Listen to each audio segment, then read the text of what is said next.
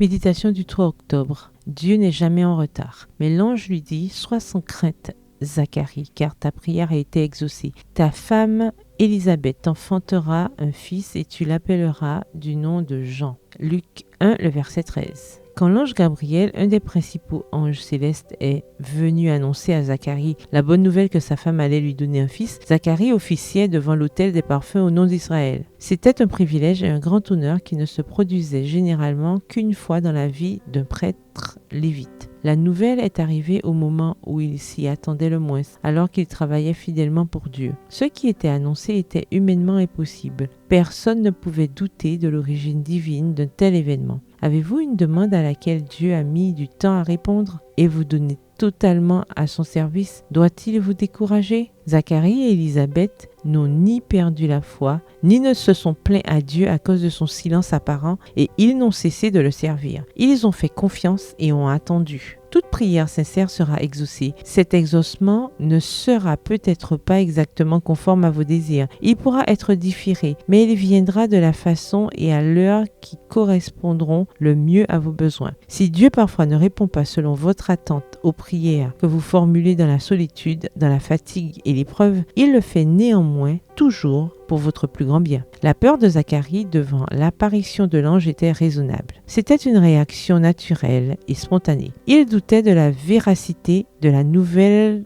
de l'arrivée d'un fils, car lui et sa femme auraient alors atteint les 70 ans, voir Luc 1, le verset 18. Si vous voulez que Dieu réponde à vos prières, ayez confiance en ce qu'il peut faire l'impossible en son temps. Pour avoir douté des paroles de l'ange, Zacharie a été frappé de mutisme jusqu'au moment de l'accouchement. Faites attention quand vous demandez des signes, Dieu vous prend au mot. Les paroles de Gabriel, n'aie pas peur, sont souvent les premiers mots que les anges prononcent lorsqu'ils communiquent avec des êtres humains. Un de leurs ministères commence à retirer la peur du cœur de l'homme, voir Hébreux 1, le verset 14, et de mettre à sa place la paix qui surpasse toute compréhension, voir Philippiens 4, le verset 7.